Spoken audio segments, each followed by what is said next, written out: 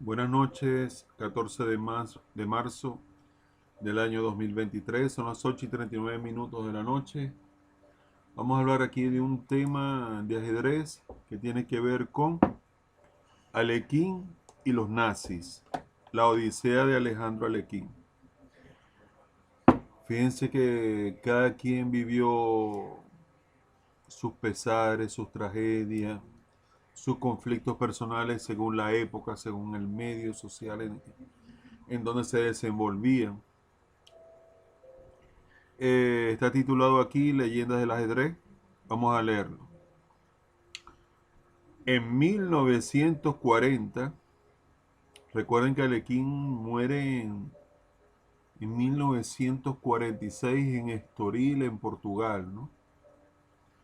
En 1940, en plena, empezando la Segunda Guerra Mundial, para proteger a su esposa mitad judía y a su hija, ambas retenidas en Francia por los nazis, estaba coaccionado, chantajeado el ruso.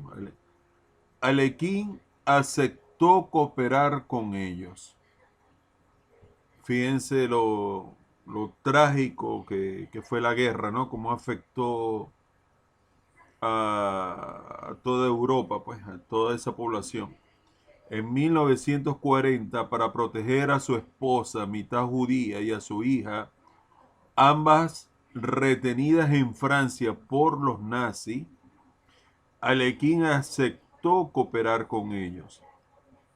Escribió varios artículos críticos contra los ajedrecistas judíos. Posteriormente, Alekhine negó categóricamente ser el autor de dichos artículos. En 1945 declaró en Londres. Vamos a ver qué dijo en Londres Alekhine. Voy. Jugué ajedrez con los invasores, sobre todo con varios oficiales de alto rango, se refiere a los nazis. Partidas simultáneas y a ciegas, eso no lo puedo negar. Pero ellos tenían a mi familia y estábamos bajo constante amenaza de ser llevados a campos de concentración o de ser ejecutados. Eh, en cuanto al artículo, Ajedrez Judío y Ario, publicado hace 3 años en el periódico Pariser Zeitung, fue reescrito sustancialmente y publicado en mi consentimiento. Creo que estamos hablando de 1940, sí, 1945. En Londres, 1945, se creó un comité especial para investigar la cooperación de Alekhine con los nazis. Qué situación tan peligrosa. Se propuso privar a Alekhine del título mundial. Sin embargo, el único en favor de Alexander Alekhine fue el siempre imparcial, el polaco Tartakower. Este hizo resonar su voz en el recinto. Señores, esto es solo ajedrez y todos somos ajedrecistas. No somos jueces ni militares en una corte marcial. No podemos juzgar sin conocer la verdad. Tartakower, amigo de todos los ajedrecistas, además propuso una recaudación de fondos para ayudar a Alekhine, que se encontraba en bancarrota y enfermo. Sin embargo, Alekhine misteriosamente moriría poco tiempo después, un año después, por la escarlatina, un infarto en Estoril, Portugal. Ahora me pone a pensar a mí si en verdad habrá sido asesinado o no, si habrá sido perseguido por los judíos que en ese tiempo estaban bastante resentidos con todo aquello que tuviera que ver con los nazis, ¿no? Yo nunca había Eso de que misteriosamente moriría poco tiempo después me pone a pensar. Lo voy a leer rápidamente todo otra vez, pero más rápido. En 1940, para proteger a su esposa, mitad judía, y a su hija, ambas retenidas en Francia por los nazis, Alekhine aceptó cooperar con ellos. Escribió varios artículos críticos contra los ajedrecistas judíos. Posteriormente, Alekhine negó categóricamente ser el autor de dichos artículos. En 1945 declaró en Londres. Había un juicio contra él en Londres. Jugué ajedrez con los invasores, sí, sobre todo con varios oficiales de alto rango, partidas simultáneas y a ciegas, eso no lo puedo negar. Pero ellos, estaba coaccionado, estaba chantajeado, los invasores, pero ellos tenían a mi familia y estábamos bajo constante amenaza de ser llevados a campo de concentración o de ser ejecutados. En cuanto al artículo Ajedrez Judío Diario, publicado hace 3 años, si estamos hablando del 45, hace 3 años debe ser el 42, ¿verdad? Ajedrez Judío Diario, ahí está la crítica contra los judíos, ahora que estoy entendiendo mejor. Por eso es que las cosas hay que leerlas varias veces para entenderlas mejor, comprenderlas mejor. Ajedrez Judío Diario, publicado hace 3 años, dice Alekhine en 1945 en Londres, en el periódico Pariser Sainton, fue reescrito sustancialmente y publicado en mi consentimiento. En Londres, 1945, se creó un comité especial para investigar la cooperación de Alekhine con los nazis. Se propuso privar a Alekhine del título mundial. Sin embargo, el único en favor de Alexandre Alekhine fue el siempre imparcial, un caballero, en verdad, el doctor Tartakower. Este hizo resonar su voz en el recinto. Señores, esto es solo ajedrez y todos somos ajedrecistas. No somos jueces ni militares. En una corte marcial no podemos juzgar sin conocer la verdad. Tartakower, amigo de todos los ajedrecistas, además propuso una recaudación de fondos para ayudar a Alekhine, que se encontraba en bancarrota y enfermo para la época. Sin embargo, Alekhine misteriosamente moriría poco tiempo después. Por un momento pensé que pudo haber sido asesinado, puede haber sido causas naturales, pero pudo haber sido asesinado de tristeza. Vamos a nuestro análisis. Alexandre Alekhine sí le ha pasado bastante mal.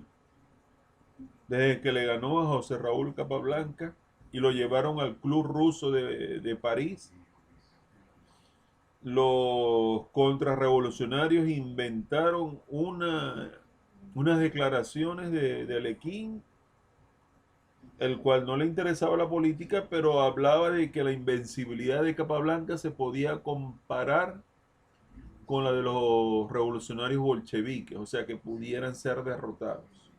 Y eso trajo desgracia que Alekhine terminó errante por Europa, principalmente radicado en Francia.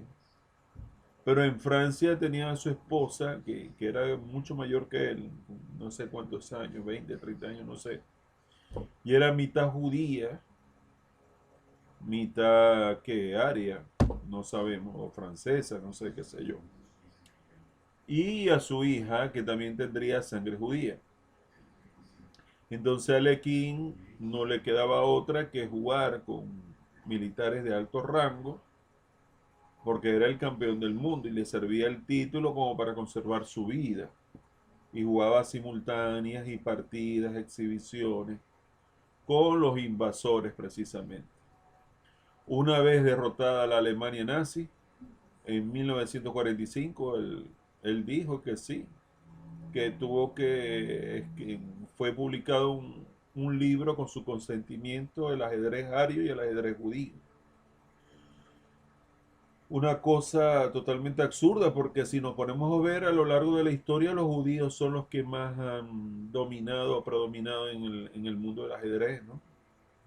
Los judíos en verdad han sido privilegiados en cuanto a su adaptación al juego, han sido mentes brillantes en verdad. Pero Alekhine fue coaccionado para para escribir en contra de los judíos.